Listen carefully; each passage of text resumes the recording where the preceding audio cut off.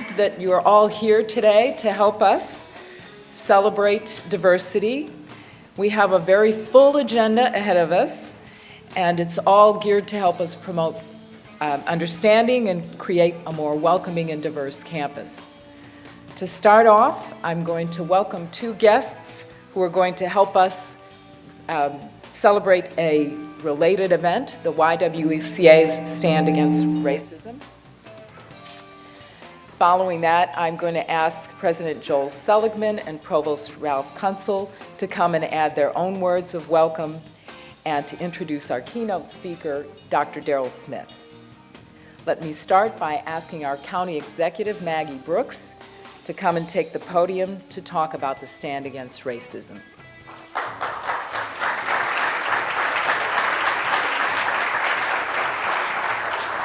Well, thank you, Dr. Lewis, and good morning. And President Seligman and the Provost, I want to thank you for hosting this important event. And make no mistake about it, this is a very important event, and it's an important value that I think we all have to embrace as a community. You know, we stand here today and sit here today unified in our effort to certainly rise up and eradicate the barriers that divide us in this community and the things that perpetuate racism and other forms of oppression.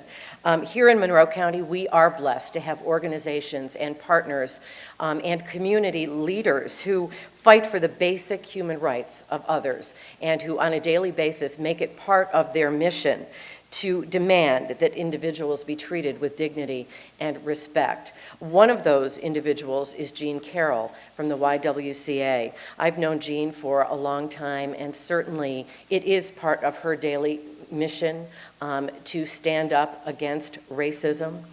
Let's face it, we can't really legislate anti-racism activity. We can, but really it's more about a culture. It's more about living a lifestyle. It's more about embracing values. And that's exactly what Jean Carroll promotes on a daily basis. So it is my honor, and Jean, if you would come up, I'd like to present this to you. It's my honor to present Jean today with a proclamation, and I'll just read a short bit of it. The Stand Against Racism is a nationwide effort led by the YWCA that brings together people from all walks of life to raise awareness that racism still exists and that we can all help to end racism once and for all. Throughout its history, the YWCA has been at the forefront of most major movements in the United States as a pioneer in race relations and the empowerment of women. Today's Stand Against Racism is intended to identify and eradicate the barriers that divide us and that perpetuate racism and other forms of oppression. Today, in commemoration of Stand Against Racism, we recognize our local YWCA for a positive impact it's had on our community. We join the 250,000 participants across the country in a call to action to end prejudice and racism. So today, I, Maggie Brooks, Monroe County Executive, proclaim Friday, April 29th to be Stand Against Racism Day in Monroe County. We thank all involved for their participation in this important and valuable effort. Congratulations, Jean, on all your great work. Keep up the good work.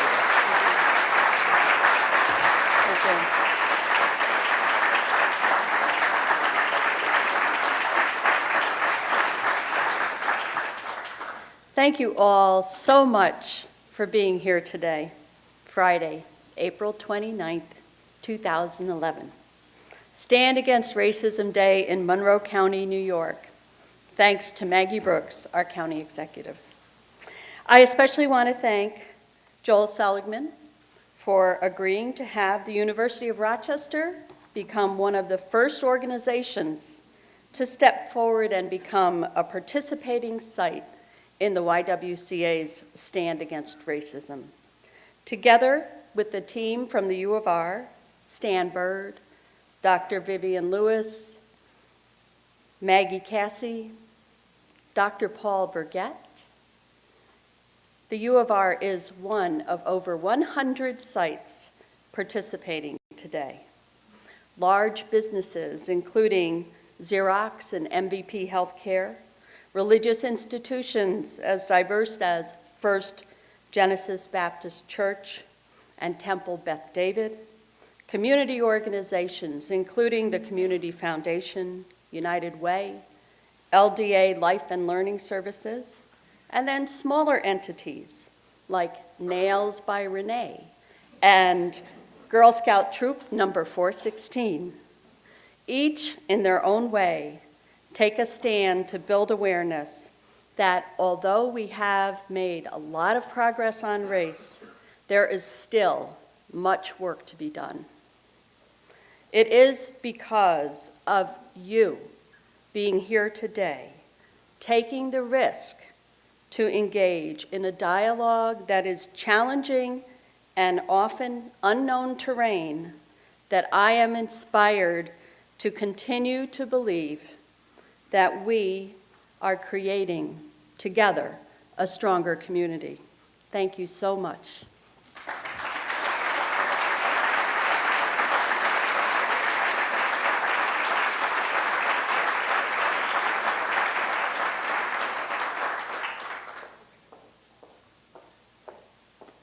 I'd like to welcome our president, Joel Seligman, who's been strongly supportive of this effort all along, and to the podium to welcome the guests.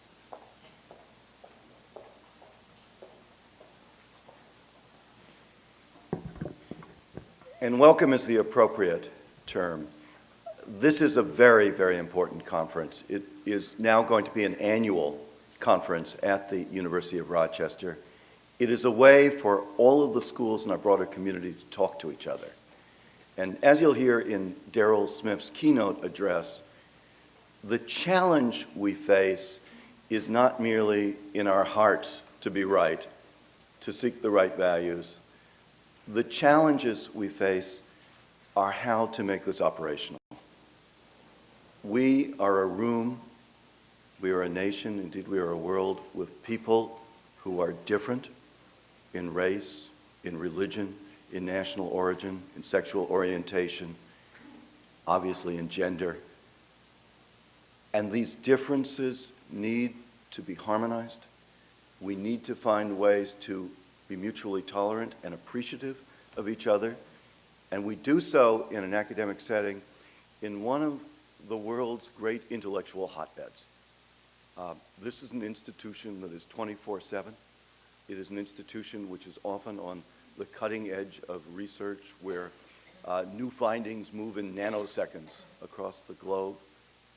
But to take the time to step out of your day-to-day life and really sit down and listen to each other and learn from each other, that's the aspiration of this conference. I am honored to be at a university where our Board of Trustees made support and indeed embracing progress in terms of diversity and inclusiveness one of our priorities. And today we are joined by Bob Whitmer, who was the chair and now the chair emeritus of the board, Francis Price, Gail Leone, and Carl Williams from our board. And I'd like the audience to join me in a round of applause.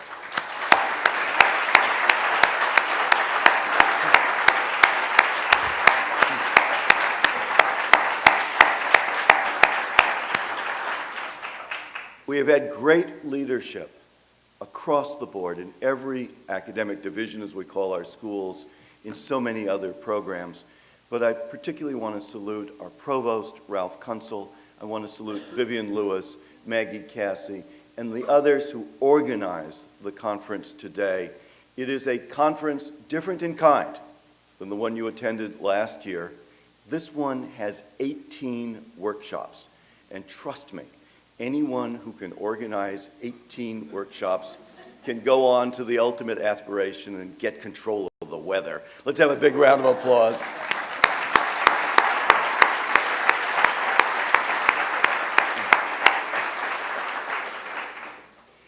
And most of all, I want to thank those of you from around the university and the community who've joined us.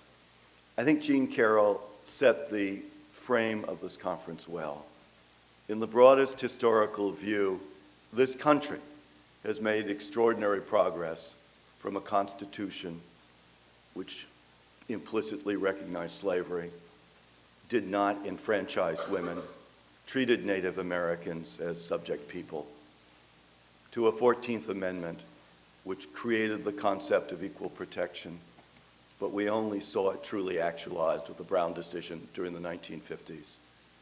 To a world today which is increasingly a world without boundaries, a world in which differences are celebrated as strength, a world in which inclusiveness is an imperative, not just at the University of Rochester, but literally at every leading research university in this country.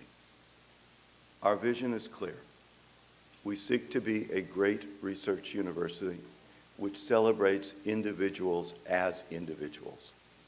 We seek to be a research university which welcomes people from wherever they were born and whatever their background.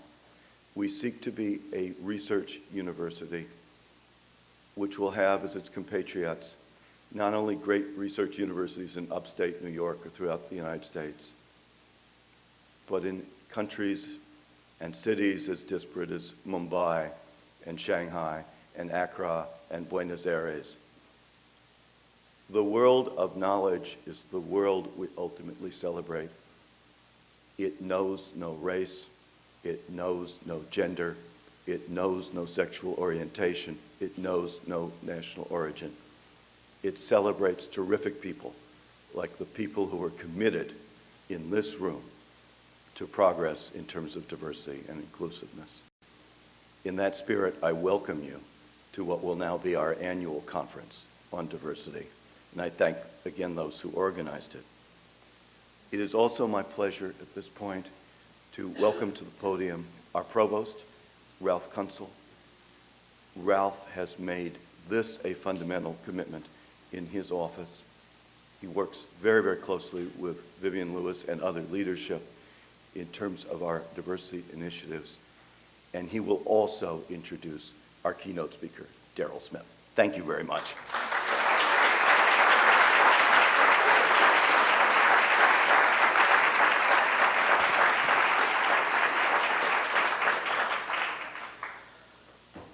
A century ago, when my grandfather left a small city south of Prague in 1908 to come to the U.S., he had few barriers to overcome when he settled in Cedar Rapids, Iowa. Everyone seemed pretty much like him. It was the second great wave of immigration that made America the so-called great melting pot of the world. But that melting pot was still predominantly European. Now, I don't mean to imply that those were halcyon days, because prejudice has always been with us since the forefathers and mothers met the first Native Americans. But consider this: as U.S. demographics shift, we become increasingly heterogeneous. A clear and sustained focus on our diversity becomes ever more essential. Corporations, like the exemplary one Xerox, got this earlier than we did because they recognized that great diversity went to the bottom line. We, like all institutions of higher education, seem to struggle to make our communities as inclusive as possible. We now strive to address issues related to less visible traits like ability, sexual orientation, religion, political orientation, and so on, yet without losing focus on what are our largely unfinished efforts related to race, class, and gender. As part of our agenda today, we would like you, the university community, to think about and explore next steps in creating a more welcoming, inclusive, and diverse university. And now I will introduce our keynote speaker. We've invited Dr. Daryl Smith here to share her research on diversity in higher education. In particular, we will hear about her approach that shifts from individuals to institutions. Her work reframes diversity as central to the mission of higher education and our society.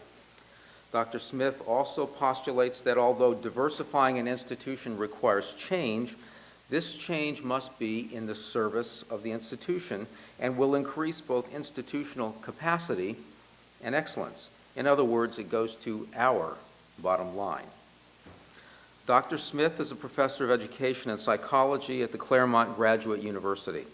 She received her PhD in psychology and higher education from Claremont Graduate University, her master's degree in student personnel and counseling from Stanford, and her baccalaureate in mathematics from Cornell University. And for the students here, that tells you what you can do with a BA in math. Smith was one of the project leaders evaluating the impact of the Campus Diversity Initiative, the CDI, a 6-year, $29 million effort begun in 2000 that involved 28 independent colleges and universities in California. The goals of the project were to increase access and success of those historically underrepresented and low-income students, and to build institutional capacity to develop and evaluate diversity efforts. Dr. Smith's research interests center not only on diversity in higher education, but on evaluation of how organizations change, college governance issues, women's colleges, women in the academy, student affairs, and classroom teaching. Her research, publications, and successes extend far and wide. We're thrilled she is with us today, so please join me in giving a very warm welcome to Dr. Daryl Smith.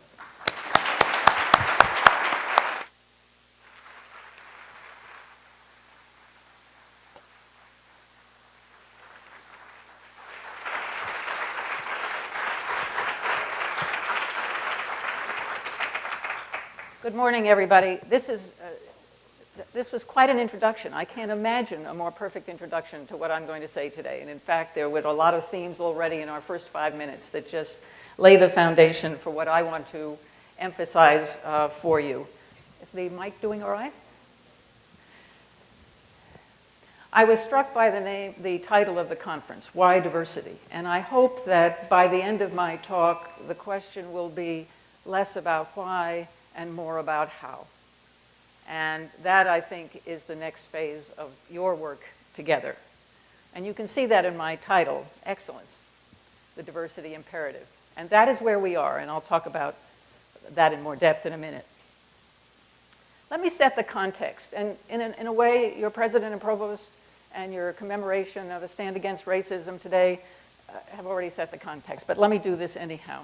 Because we have in this country, and in higher education, I would mark 40 to 50 years of unfinished business with respect to historically underrepresented communities, to some lesser degree about white women in the sciences, but let me focus there on historically underrepresented communities. And one of our challenges with diversity as we complexify it is we tend to lose track of the unfinished business, even as we move forward with many more issues. There's no doubt we've made progress. But it is also clear that our future now will rest on finishing, if you ever do finish business, finishing the business of our history. At the same time, we are set in the middle of a very complex and evolving set of issues with respect to diversity that are ever increasing. I'll just run through them very quickly. Fundamentally, we now know, and if you have any doubt about this, look at the Middle East. Look at other places in the world.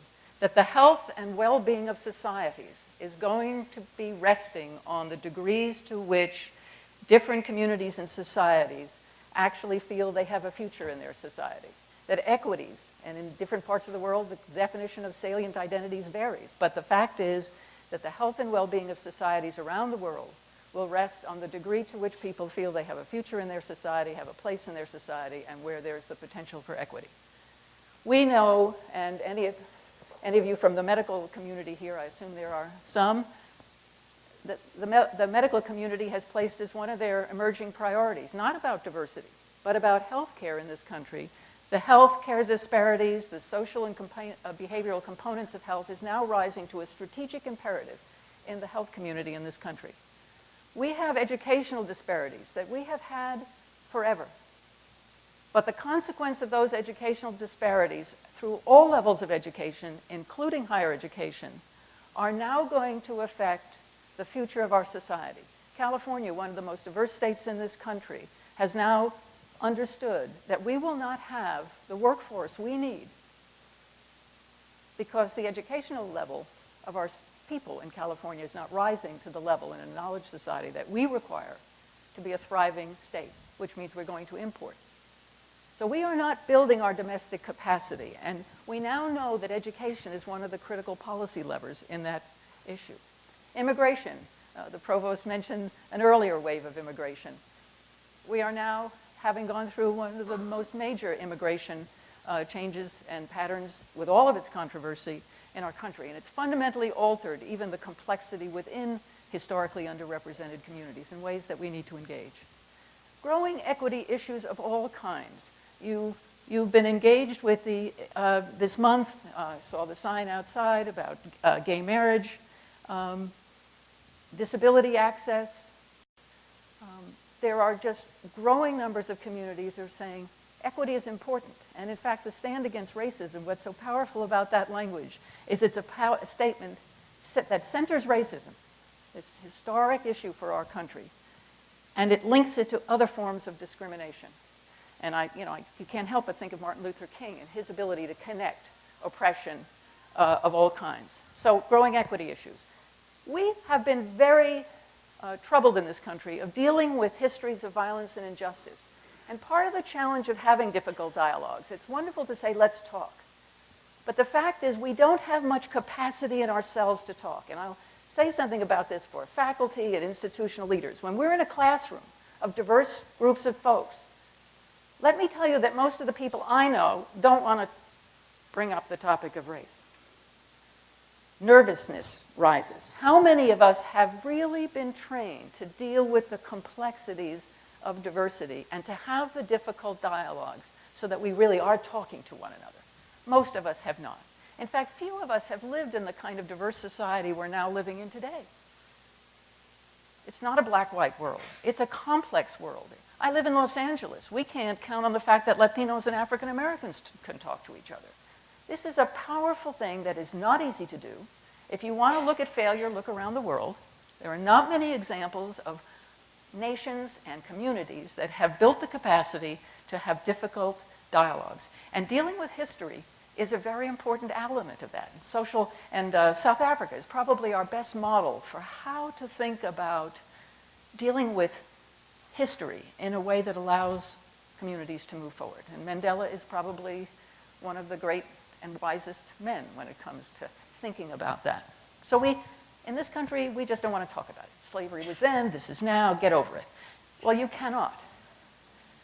And so how we deal with this is going to be a very important element of our work in diversity. Multiple and intersecting identities, somehow in the formatting of this, that got to be a capital, which is good because it's an important issue for me. We are now dealing with multiplicities of identities. Yes? Race, class, gender, etc. And one of the things that our campuses typically do in order to be inclusive is to list them all. Now, if you've been concerned about, which is true, which is good, it's inclusive. But if you've been concerned about the historic issues that we deal with that are unfinished, there's a kind of nervousness that sets aside. Because the campus hasn't dealt with issues of race well, most campuses have not. And now we're going to move on to something new.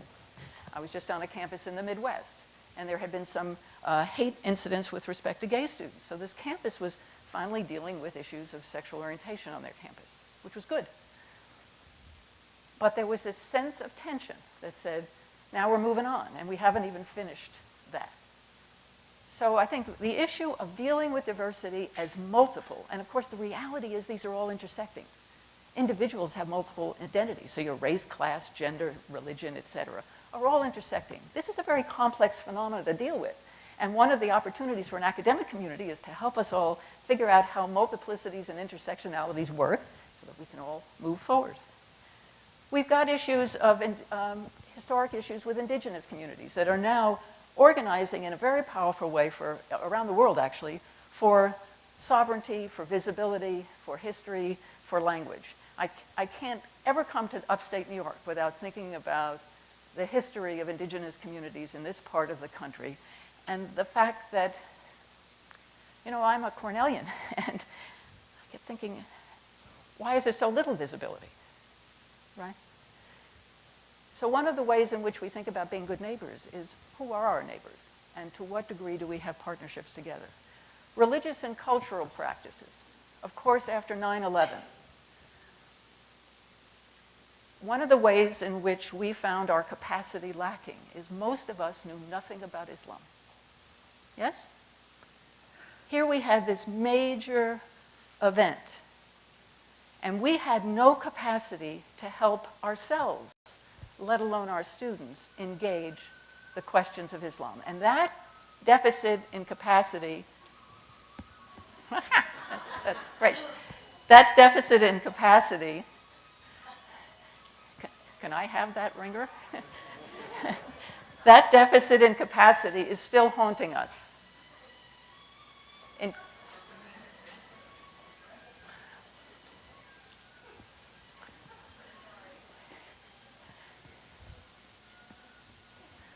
That's just very distracting. I'm sorry. I kind of like it. But in every town where a Muslim community wishes to build a mosque, you see our inability to deal with powerful topics in religion. In my town, there was just a Passover Seder that had Muslim, Christian, and Jewish folks sharing a Seder together. That was not an easy Seder, but it was an important Seder. We need to build our capacity to engage these issues. And now something that I think comes very close to home to a research university, which is our science and technology capacity. A factoid. About 80%, or actually over 80%, of the Asians who are getting their PhD in this country are international students. Over 80% of the Asians getting their PhDs in this country are international students, which means the number of Asian Americans getting their PhDs are actually less than the number of African Americans. Now, I'm a great fan of international stuff, but when we have to ask ourselves, in terms of the science and technology capacity, are we building our domestic capacity? And in a world in which higher education is now a growing enterprise all over the world, where people may not be, in fact, people are being sought to come home and develop the universities in their countries, can we rely on people from everywhere else in the world to build our own science and technology capacity? So one of the questions you've got to ask yourself is, how are you doing in graduating diverse communities in science and technology? A quick chart. This is, and actually is 2006, because I like this pie chart because it had the ages, but it's actually grown. This is young adults, 25 to 29, in the US. So it's 5 years ago. 59% white, 20% Latino, 13% African American. This is actually the demographics of New York. Pretty close. So this is our current world. This is our present. So the demographics of our country. Now, if you look at the demographics of many universities, including this one, that's not the demographic. And here's what's going on many campuses. The rhetoric about diversity is increasing. It's becoming more and more important. We see that here. The challenge is, if the rhetoric increases and the behavior doesn't change, we get more and more alienation and frustration.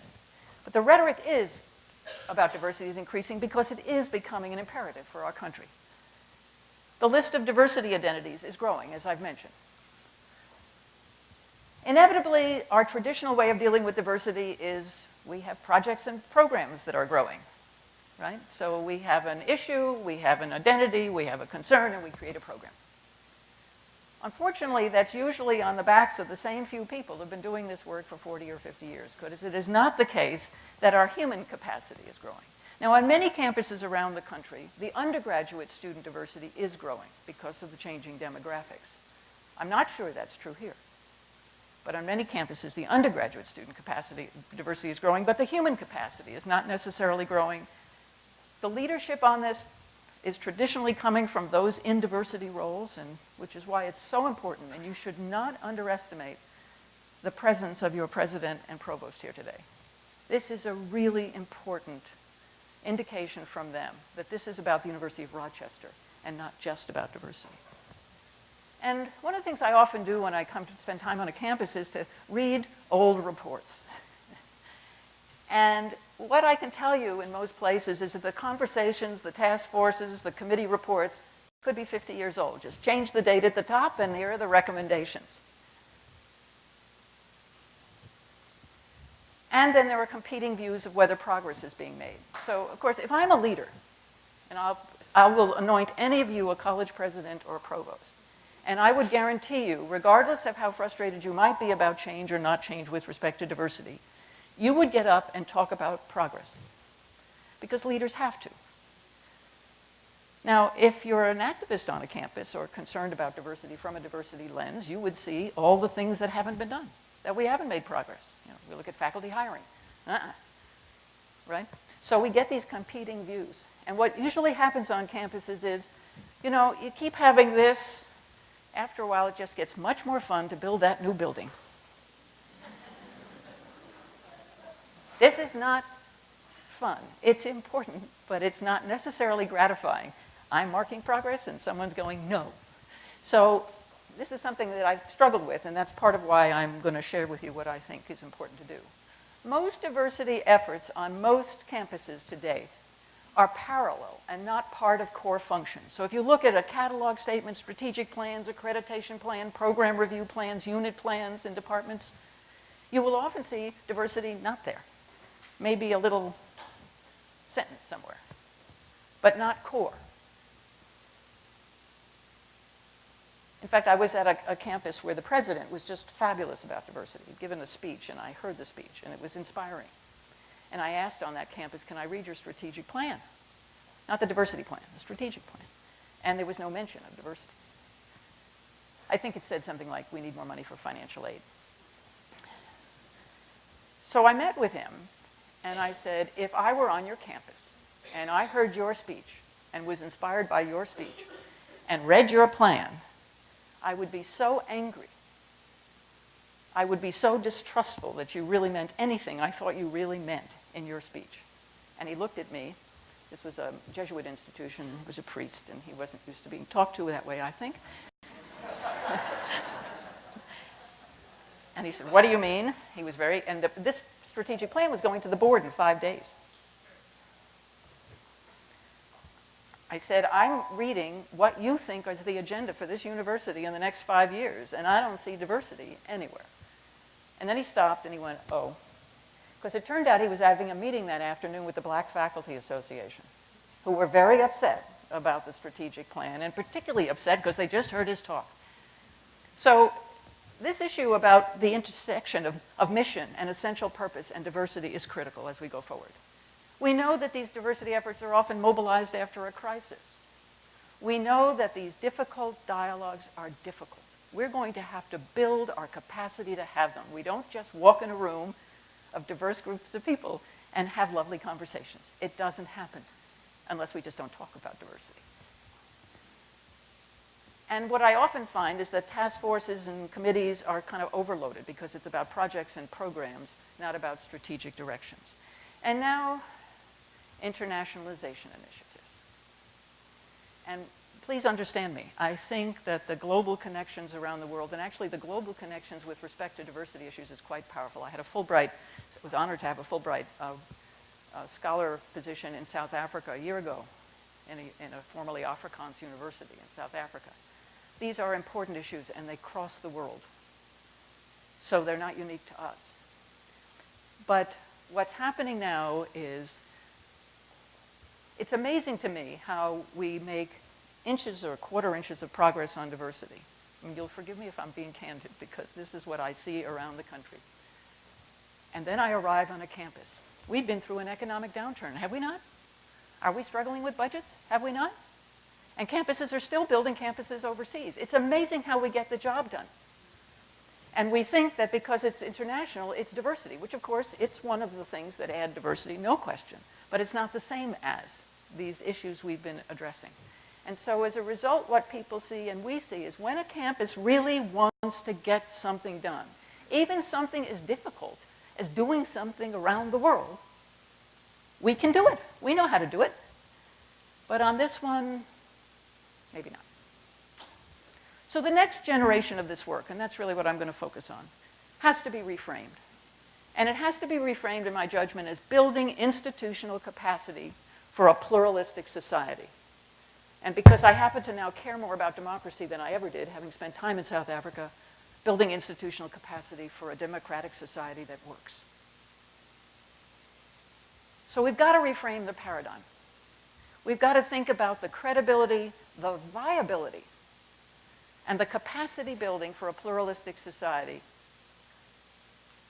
in higher education. And for this purpose, I want us to get out of the diversity conversation and just play with the notion of technology for a minute. If we had more time, I'd actually make this quite interactive. But when we understood, when our world changed with respect to technology, and I'm old enough to remember that era, we understood that higher education had to build its capacity for technology. We early started this with discussions about educating students for a technological society. And I remember and was part of faculty debates as to whether you could be computer literate if you didn't know Fortran. Some of you may remember Fortran. Right? It was a moot point, right? The world changed, and that was irrelevant.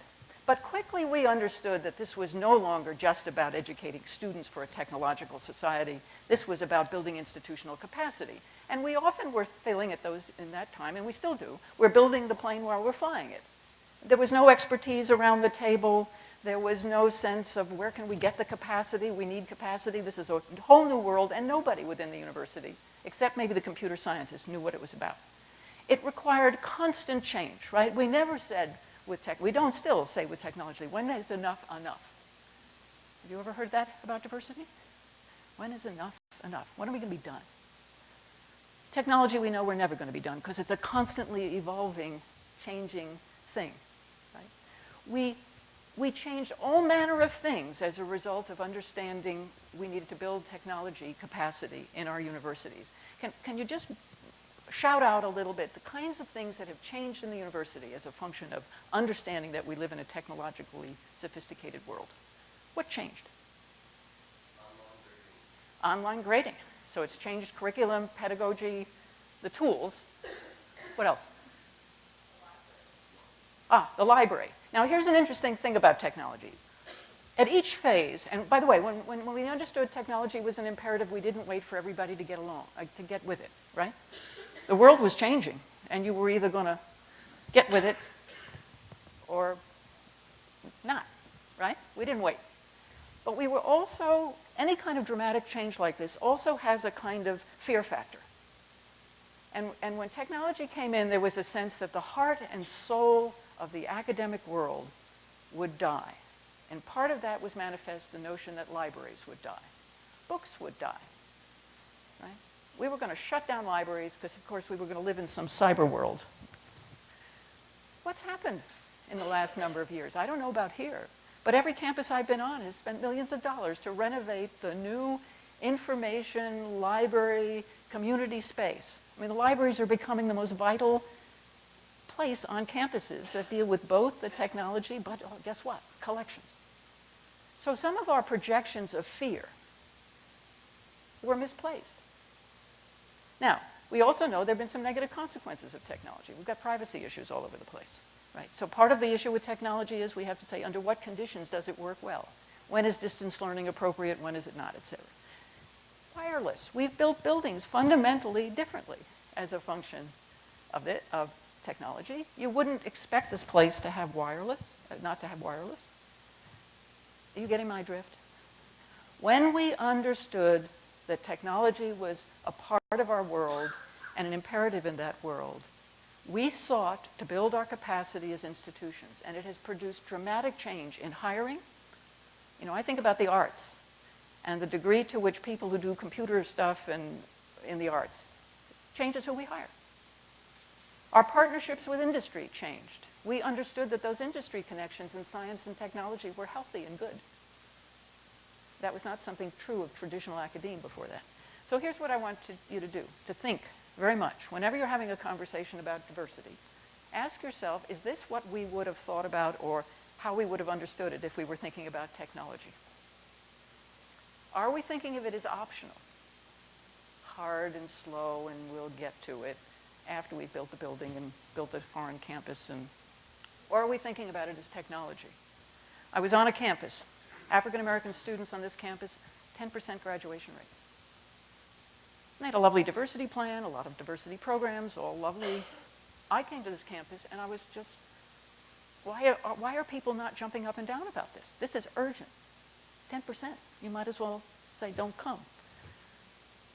And I said, what would you do if your email was down?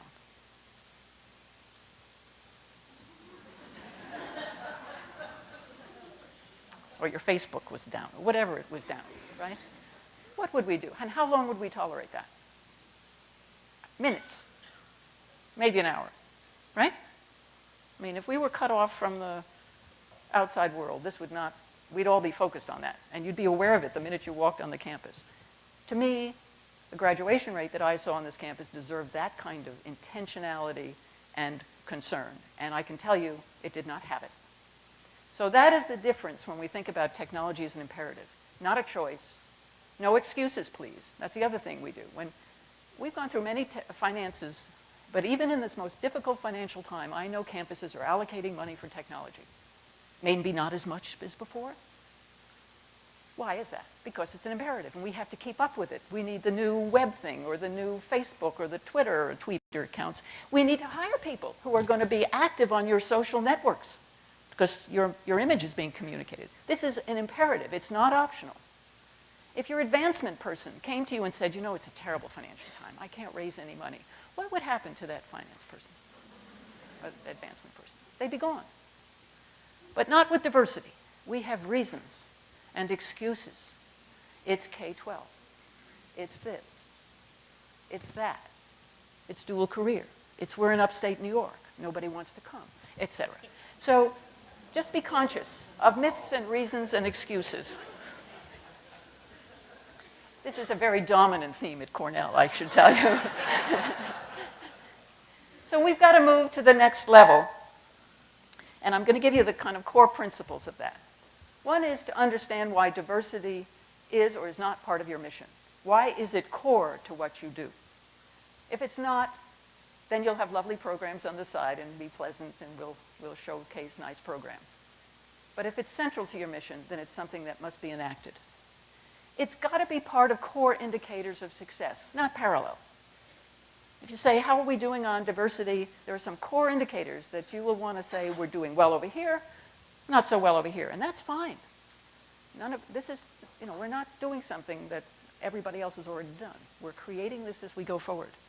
It has got to be beyond projectitis, towards synergy and coordination. We can no longer afford the programs over here and the programs over here. We don't have the human resources to do that. And what often happens, and I'm sure this is happening in this room, you can have people doing really good diversity work all throughout a campus. You've got multiple campus sites, right? Probably don't know one another. Probably don't know there's a mentoring program at the med school and one over here. There's no synergy.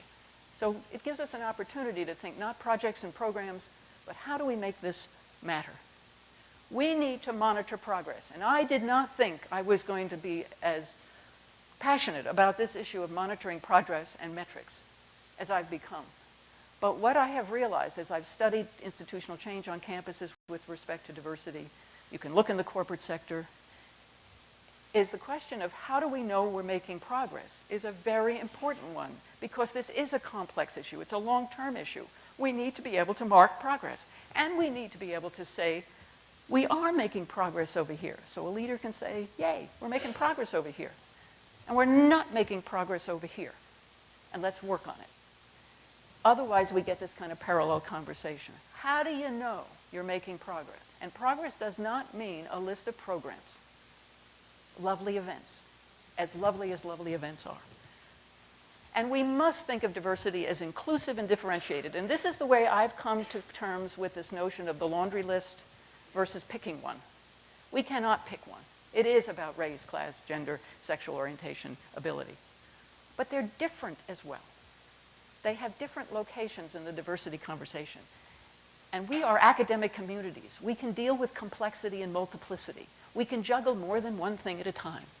And that is what diversity will require of us, and we'll be better for it. So here's a quick way I think about this. And there are 4 domains for diversity, all centered on the mission and all put in the context of national and global phenomena. And the first dimension is access and success. And I have framed this as access and success of historically underrepresented students. because that's the heart and soul of our diversity work in this country. And it's the only way I know to make sure it doesn't get mushed. So for me, access and success. And it's really asking, who's here and are they thriving? And I'll say a bit more about that, because it's something we must pay attention to. The second domain is climate and intergroup relations. As campuses get more diverse, the need to have difficult dialogues becomes even more important. The challenge for many campuses is the campus isn't very diverse. You can't have difficult dialogues with people who aren't there. And of course, the higher you go in most institutional hierarchies, the less diverse it gets. But this domain about climate is really, it can deal with gender, gay, lesbian students, now increasingly trans. What are the climate for the GLBTQ community here? What is the climate for women in science? We can be inclusive in this climate. We can understand different things, right? To what degree is the climate represented by policies and procedures, which is in the institutional dimension about domestic partner benefits? I mean, all of these things can be handled, but the gay GLBTQ community is generally not so worried about faculty hiring. They may be worrying about the climate in a department. You know, can you be out? Can you show pictures, et cetera? The third dimension is really the heart and soul of our institutions. It's the education and scholarly dimension. And here, this is about what are we educating students for? What kind of research are we doing? And what is it for? And this is about all of us. Do we have the capacity to teach? I use the example of Islam. What are we educating students for? If we have this vision of a world that we want to live in peace and harmony, et cetera, what are we doing to educate people for this world? What we know in the corporate world is the corporate world has been asking higher education for a long time to bring graduate students who know how to graduate students who are themselves diverse, but also know how to function in diverse workplaces. And what's happening in many parts of the corporate world is they're training people who come out of higher education because higher education is not doing the job. And I'm always struck by business schools, frankly, that seem to do somewhat less of this. And I think the disjuncture there between the corporate world and business schools is something to be thought about. Because the question is, why would you recruit students if you know they're not being prepared for this world in which we live? And the fourth dimension is the institutional viability and vitality dimension. And this is the capacity institutionally. It's who you hire, faculty, staff. It's your mission statement. It's your strategic planning document. It's your policies. So the question of domestic partner benefits, for example. You cannot be an equitable, inclusive institution if you're not addressing different kind of family structures. That wouldn't have been the case 30 years ago, but it is the case now. So this institutional dimension is a critical one in thinking about, and if those of you care to look at my book, a lot of more detail about this. So here's some statements of mission. I'm going to get this very concrete in a minute. Typical statements of mission: student success. And I think in a place like this, including in the STEM fields. Many of us have statements like preparing all students for participation and leadership in a diverse society, right? Those are perfectly nice statements. And this is language from you. Teaching, research, patient care, performance, and community service in a pluralistic society. This is your language. Did you know this? Good. So now what does excellence have to do with diversity? So keep those three things in mind. And we're going to ask this: are students from different groups succeeding? And here is one of the important mandates of diversity work: disaggregating. Take your core indicators and say, for whom? Disaggregate it by whatever identities are relevant. Disaggregate it by race and ethnicity. Disaggregate it by gender. You could take the same survey, satisfaction survey we give to faculty and staff. Don't have to do anything special for diversity and just disaggregate. Do the people here in different groups say, I'm glad I came? These are sort of core indicators. I'm glad I came. Would I recommend this place to my friend? How satisfied I am. All you have to do is disaggregate and say, where are we with respect to these different diversity groups that we care about? Are all students being prepared to function in a diverse society? This is not about just people from certain groups. People from certain groups have advantages because they have some history. But we can't assume that people, because you grew up in this community, know a lot about that community, know anything about the history of that community. We need to prepare people to function in a diverse society.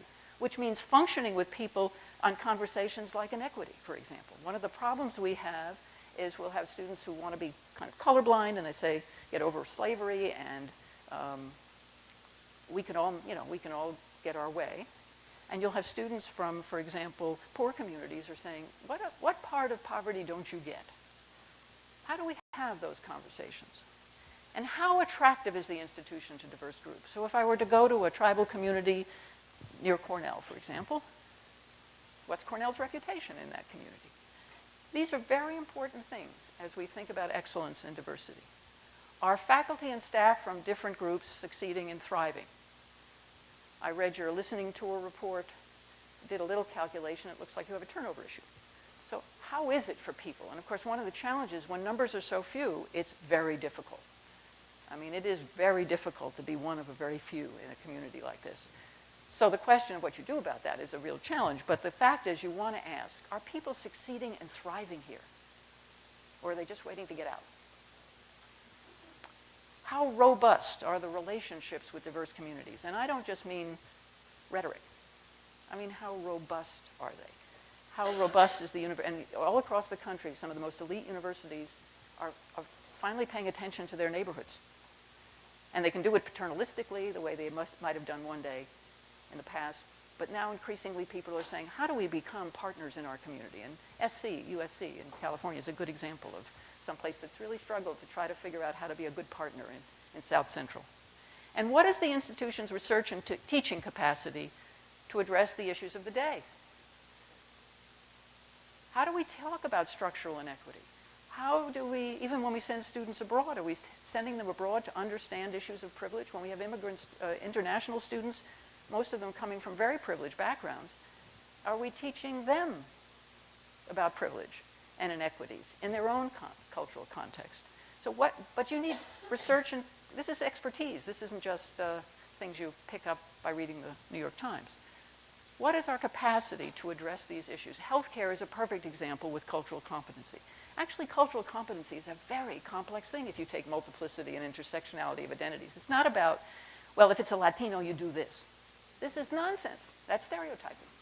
So how do you prepare all physicians and healthcare workers to understand how to engage the diversities they will encounter in the health professions today? What capacity do you have to do that? Most places don't yet have that capacity. So lessons from research are pretty clear. When done well, diversity does have educational benefits. But like everything else, it's got to be done well, like technology. Done well, benefits. Done badly, Good education matters. And by what I mean is, if you think it's okay in our society to have your zip code at birth predict your future, then don't do any education. Just bring people in. The ones who've had privileged backgrounds will do just fine, thank you very much, and others won't. But what we know from research, and this is really important, is that good education interrupts. If you're teaching organic chemistry, we can teach it in a way that creates an opportunity for more students to succeed and thrive. And I was just reading in the Chronicle of Higher Education this week on the plane here yesterday that you've just lost a faculty member who was very involved in redoing peer teaching in organic chemistry. Yes? That's an example of someone who was worried about the high dropout rate, the fact that he was losing so many students, let alone the diverse students, just losing students, and said, let's do something about it. So good education matters. It turns out that perceptions of institutional commitment matter. It turns out that if you perceive your institution as committed, even though things may not be perfect, and it's hard, and there are racist incidents, there are sexist incidents, there are homophobic incidents, if you really perceive, what we don't yet know in research is what makes people feel that an institution is committed. But what we know is that people watch their leaders, they watch their institution for sustained and real commitment. And it will impact the degree to which people feel they have the energy after 50 years or 60 years or whatever people have been working on this to keep going forward. We know that it's directly tied to excellence and now accountability. We can have all the rhetoric we want, we can have all the lovely programs we want, but we need to say, how do we know we're making progress and be able to show that? And finally, this is something that I think I want to just hope you really can engage. Domestic and international diversity are increasingly interrelated because of immigration, right? but they are not interchangeable. So that I have some wonderful international programs. If I have no domestic diversity, that is not okay. Why are we not? Oh, sorry. We know that identity groupings are important. So actually, in we sort of want to say that maybe these identity groups we have on our campuses with faculty, staff, and students are divisive. It turns out they're not divisive. They actually are very important to creating dialogue and community if every group feels they matter to the institution. If you don't feel you matter, then you get into your group, you hunker down, and do what you do. If you feel that your work in this group is important to the institution, it contributes to the institution, you create opportunity for all kinds of cross-group conversations. And I've seen the most exciting and powerful thing with student leadership groups, faculty leadership groups, and staff leadership groups. And of course, many corporate companies have done this very well. So don't be, we say, well, they're all self-segregating. Fraternities have self-segregated since their founding. These identity groups actually are more engaged in cross-group work than you would think. It's the white students on most predominantly white campuses that have very little experience with diversity and are in fact self-segregated. So identity groupings can be very powerful. Mission, mattering, and multiplicity create healthy communities, and we could have a whole talk on that. But just remember, it has to be located as part of your key mission. People have to feel they matter. And we need to engage the multiplicities of identities because it creates opportunities for people to cross boundaries with each other. If I'm a gay person of color, it requires the GLBT group to engage race. It requires the ethnic communities to engage sexual orientation. We cross boundaries if you can feel like you matter. And we have myths and assumptions that provide reasons for lack of progress. We have more reasons for no progress on diversity than we would have ever tolerated for technology. I'll leave it at that. Research on faculty diversity. It's this very slow to change, very slow to change. And what gets me, you get a sense that I start jumping up and down. The next generation of faculty has already been hired or being hired right now. I haven't counted your data, but on most campuses I've been to, we've already replaced over half of the faculty, which means the next generation's already in place. And if it's not more diverse than the last generation, then for a whole generation, we're going to be stuck with the same lack of diversity. And apropos of my earlier comment, the fastest growing hiring going on in higher education is international faculty. And while I have nothing against that, I think actually it creates important contributions. You know how hard it is to hire someone who's an international faculty person? Oh, we have visa requirements, we have costs, we have all kinds of things to put in place. Interesting, isn't it? When we intend, we tend to get it. Many campuses having a turnover and retention issue. In our research, I began to notice that the new hires were more diverse than the existing faculty. And there were a lot of people being hired, so it wasn't just that a few were being hired. And I wondered, why is the overall demographic not changing as fast as the new hires? Well, it turned out you could see that there was a turnover issue. And I'll give you, this was my first time using my math, the math formula thing on Word. I was so excited, given my background in mathematics. So I have a formula, it's in the book, it's silly because you don't need it. It takes 3 numbers. If you have 3 African American faculty members and you hire 3, how many should you have? What if you have 4? How many did you lose? That means 2 out of the 3 faculty members you hired went to replace people who left. So for me, that's a term. What's that? What percentage of that? Is that percentage 2/3? What is it? What's 2/3? What percent? 66 and 2/3. So 67%. So that gives you a turnover quotient of 67%, which means 2/3 of the new people you're hiring are simply replacing people who left. If your turnover quotient is 100%, it means everybody you're hiring is replacing people who left. I had just a 1-year snapshot of your data, and it looks like for underrepresented communities, you may have a turnover quotient higher than 100%, which means you're not even replacing the people who've left. 3 numbers. It's really easy to do. The number at the beginning, how many you hired, and the number you have now. Calculate it for any group. You can do it for gender, you can do it for race, ethnicity, very easy. Graduate student diversity. This is not about students. This is the pipeline to the faculty. If we think that part of the factor in having a difficult time with faculty hiring is the pipeline, then we would expect committed campuses to have a robust graduate student diversity. But in fact, on many campuses, the graduate student diversity is closer to the faculty diversity than it is to the undergraduate diversity. So this issue of tracking graduate student diversity is critical. And of course, within an institution, you see huge variation by schools and programs. And that has to be disaggregated as well, because you'll have places that are doing very well and others that are not. And then we have with faculty the story of one good year. That is, we make an effort, we do well, and then the next year we're still talking about that one good year.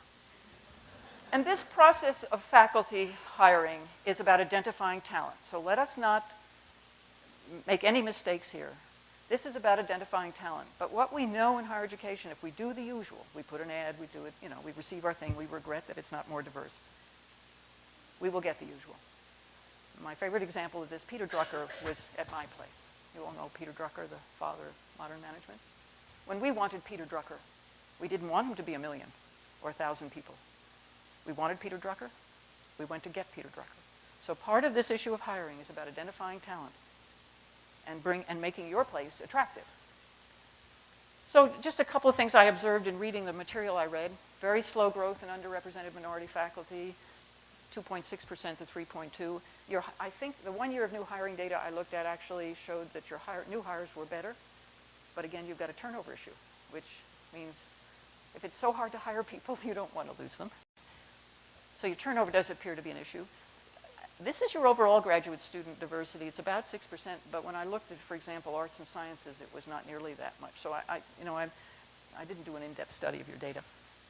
Your undergraduate, underrepresented minority in the undergraduate is less than 10%. It looks to me it hasn't grown much. So that looked to me pretty flat. So unlike many campuses where that's really growing, I'm not sure you've got that going here. Huge variations in the different schools when you look at it disaggregated. You have a historic legacy here. When I went to RIT earlier and I saw the Frederick Douglass connection and the Susan B. Anthony connection, I thought, wow, right? So this is a historic legacy that you can build on in this sense of we're going to do this and we're going to do it well. And of course, your stand against racism today and all forms of discrimination. So I thank the Y for its language because it is an inclusive and differentiated language. It doesn't negate racism as racism. And then it says, but if we get racism, let's stand against oppression. So thank you for that language. It's wonderful. I'm watching my time because I need to finish up. This is something that came out of our research. Why do we need diverse leadership? And usually what we say is, well, students need role models. Well, that's true. But in terms of institutions, and this is what the corporate world has understood, there are many more reasons. If you want to have a robust set of decision-making that takes different perspectives into account, you need diversity around the table. If I were a leader in most of our campuses, the president, and looked at the president's cabinet and saw the lack of diversity, I'd be scared. Because what it means, I'm going to have landmines popping up all over the place that good, well-meaning people, so it's not like we're not well-meaning people, but we didn't see it coming. So the issue of decision-making, the perceptions of commitment and equity, I can tell you that when a campus begins to say, we are committed to this, we're going to do something about it, the first thing people look at is who you hire. Who are the pictures, and not just the pictures of undergraduates, but the pictures of leadership, the pictures of your board. Those are all factors that we look at. So who we hire and who we place at key decision-making represents where we think talent lives, and that it lives in very diverse communities. It will provide legitimacy. We know that every time a campus wants to establish a partnership with a local community, they find someone on the campus who connects to that community in some way, and along they come. Because it gives legitimacy. If you're going to go to China, if you've got a Chinese faculty member, you bring them with you for a lot of different reasons. The research is really clear that the more diversity you have, the more new approaches in scholarship, approaches to pedagogy. This is not a one-to-one correspondence. This is not, no white person could add to engage diversity issues. But the more diversity you have, the more likely you are going to bring new perspectives and new connections with diverse communities on and off campus. It will matter to your institutional attractiveness, even for white students. Increasingly, students say, I want to go to a place that gives me an opportunity to live and be in a community that reflects the diversity we have. We know that our future is going to be leadership development. It would be nice if our future college presidents looked a little more diverse than they do today, but if we're not preparing them through the faculty and through administrative leadership, they're not going to be there to do that. And here's the issue about diversity in departments and programs. It's often not what's the right number, how diverse is okay. It's the absence of. I've looked, and I haven't looked for you, but I've looked in many research universities' faculty profiles across departments. And I've looked for the numbers of international faculty, historically underrepresented faculty, intersected by gender. And I can tell you, 00001, 00002, 1, 00000. It's the absence of. How do we really say to our diverse students, you really have a future in science, in engineering, in mathematics, in physics, in philosophy, if you've never seen any diversity in that? And this goes for gender, it goes for race and ethnicity especially. So it's the absence of, not that we're worrying that every faculty member should be a matched correspondent to every student. Given multiplicity and intersectionality, the only person who's a matched correspondent to you is you. But it's the absence. We know about role models, and here we have to take very seriously the burden on tokens, the burden on the few, cultural taxation. Ironically, when campuses get very committed to diversity and understand they need diversity around the table, the very few get asked to be on every committee. Now, if you're an untenured faculty member and you get asked to be on every committee, and therefore you're not getting your research done, and then you don't get tenure, which we regret, but we have high standards for scholarship. So quickly, the implication for deans and faculty and staff have to do with pedagogy, the climate of a department, intrusive advising. This notion of hands-off advising is curriculum, expectations of student success, belief in students. It turns out that we need to have more belief in our students than they have in themselves. That first bump in organic chemistry is enough to say, see, I knew, right? Somebody has to say, no, you can. Support, and for the sciences, particularly the gateway courses. And that's where your colleague began to see the problem with organic chemistry. And it'd be interesting to know, has that now transformed organic chemistry, or did it go back? Hiring, program review. To what degree does your program review embed diversity as a key competence, as a key part of the excellence in every department? Your data matter. Hate to say it. Numbers do matter. And your attractiveness. We know departments where various communities will say, don't go there. Right? Do we allow that to happen? And what do we do to interrupt that? So the implications, you need a framework and you need to monitor progress. And these intelligent metrics that I've come to use are intelligent metrics. In accounting, they're known as intelligent metrics because they're a community-based sense of, yes, that makes sense. They're not a scientized metric. They're not a proof metric. They're not a totally comprehensive, but they tell us something. So for me, disaggregated persistence in graduation rates, and particularly in the STEM fields, tell me something. Centrality to mission. Leadership at every level is important. From the board, senior leadership, the faculty senate leadership, the dean's leadership, critical.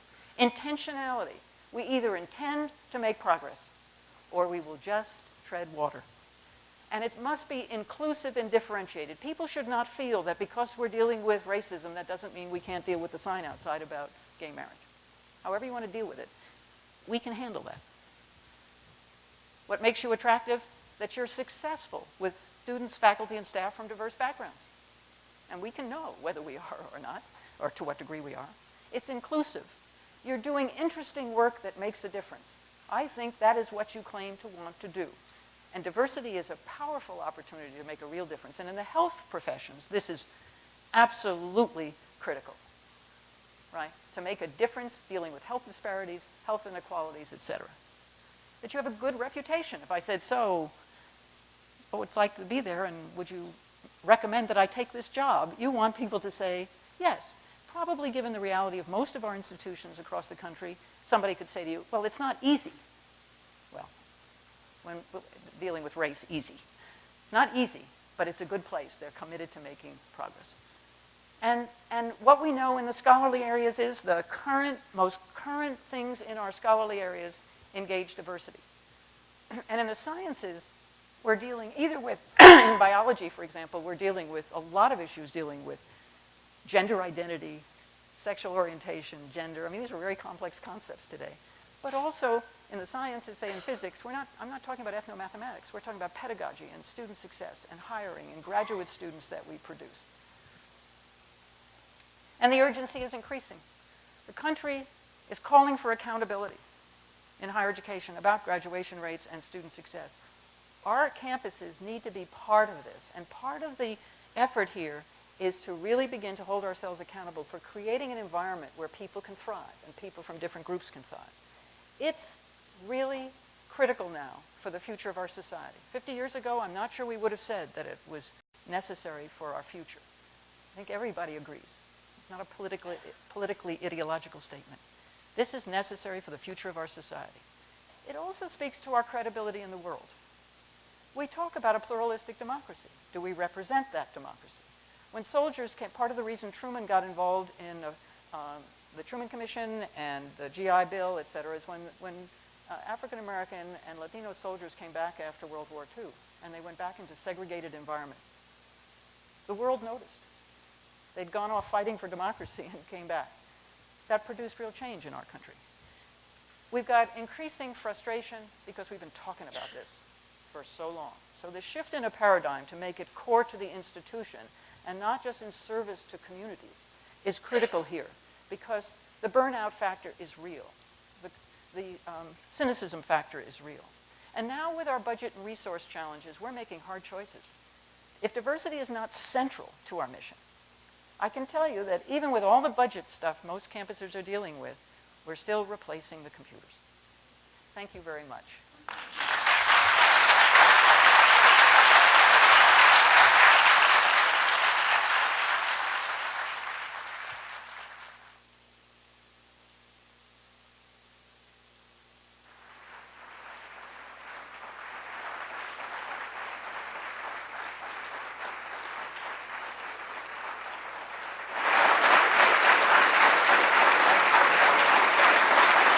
Thank you. That was inspiring. Thank you. And a wonderful introduction and kickoff to a day of learning and dialogue. Please make your way to the next session. There are maps on the back of your programs. If you have any questions, there are people outside in the lobby to help you. There's a shuttle bus if you need to get to the medical center.